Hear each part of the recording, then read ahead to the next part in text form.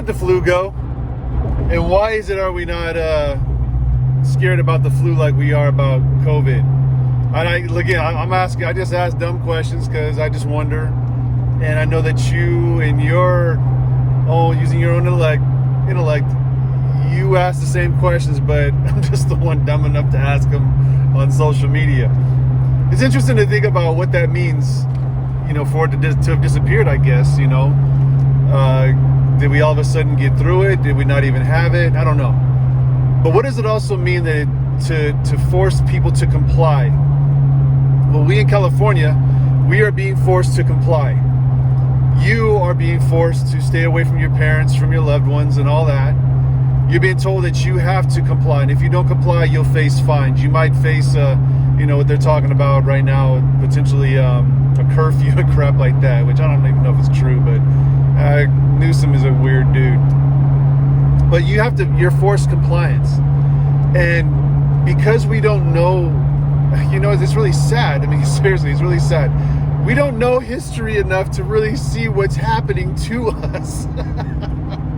The guise of safety has taken away all rights that we are afforded here as Americans. All for your safety.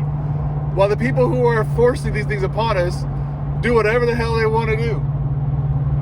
They take their kids to private schools. They meet up with their friends and families. They go to baseball games. They go to football games. They do whatever they want to do, and then they apologize and they get caught.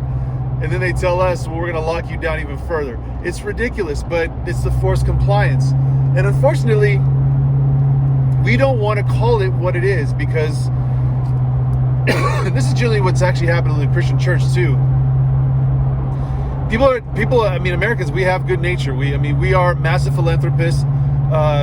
Just naturally, we give naturally. People don't need to be forced via taxes to give to the poor and stuff like that. We actually do give ordinarily, via means of missions, via means of, anything out there. We give. We're American people. We give to all types of things out there, all types of initiatives out there. We just do that naturally, but there's folks out there who believe that they need to tax people to make them give toward their initiatives, which was like Planned Parenthood.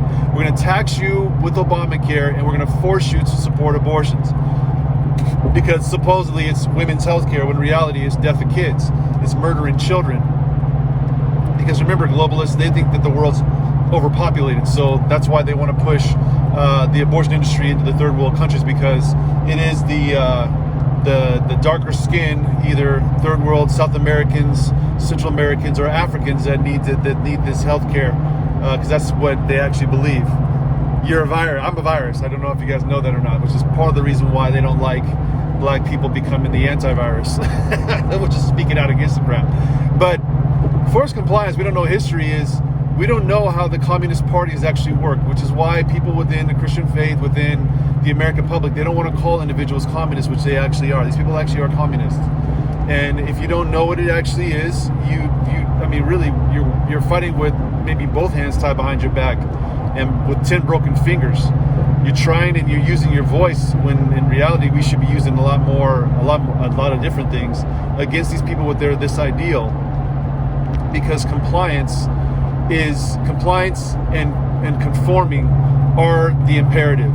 It's not that you have a choice. It's not that you can think for yourself. It's I think for you and you obey. Now, we're not like that. That's not the way this nation was founded. It's not what this nation's for. It's what I'll dive into it, okay? When we heard Barack Obama, and this is going to step on some people's toes because they still think Barack Obama was a freaking bee's knees, but they didn't know what he meant when he said we want to fundamentally change the nation. But what he used was his ethnicity to push the agenda that he wanted to push. Well, now that agenda was been used by BLM and by Antifa, these anti-racists who are actually racist individuals. And they use their racist rhetoric against all people who do not comply, which is why black people like myself are called what we're called, because we don't comply. And white people, you are the obvious target because you're the most populous within this nation. So you are the targets because you have the greatest number, which is why also they went after the evangelical church, because you also are the individuals who usually vote Republican or GOP. So they had to separate the church and separate and divide people in this way. This is the way communists always work. They always divide people. But The forced compliance here in California is actually kind of unique. See, what Gavin Newsom is doing is he's making it so that the people who are here, you turn on the people who you live next to. And why is that important for you? Because that's how they've always worked. They always use, man, if you could watch the killing fields, man, watch the killing fields. You can, to just see what happened in Cambodia. In fact, that'll be a homework assignment for you. Just watch the killing fields, okay? Watch the killing fields and see what happened there with Year Zero, the Khmer Rouge, and Pol Pot, and just look at what happened. Because you don't think that those things, that's actually possible here, but you heard what AOC was willing to do. They want to make lists of people who are not conforming. They want to make lists of people who are not obeying.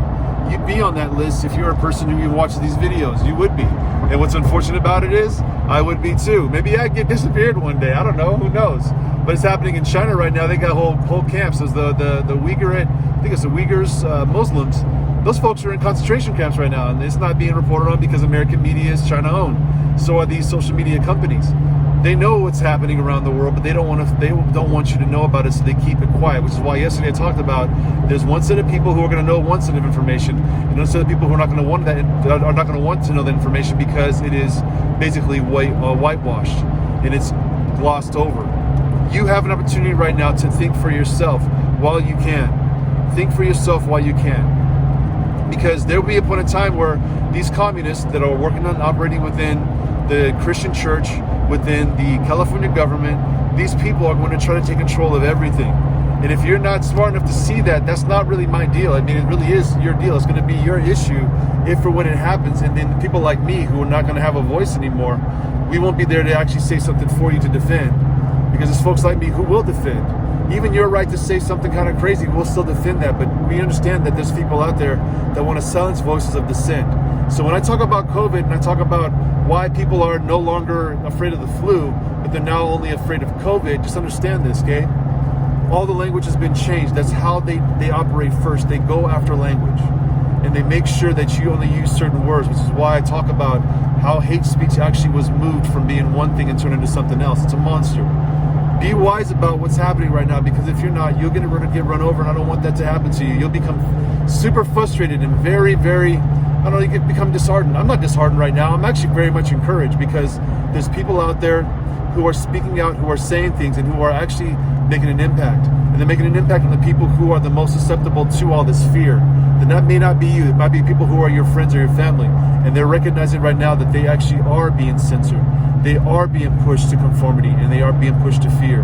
Because those people on that couch are just like you, and they're just like me. And those people on the TV who made the TVs, who made the programming, they know that they want control. But you don't have to give them control. You can keep your freedom, especially when it comes from here. Take care of yourself.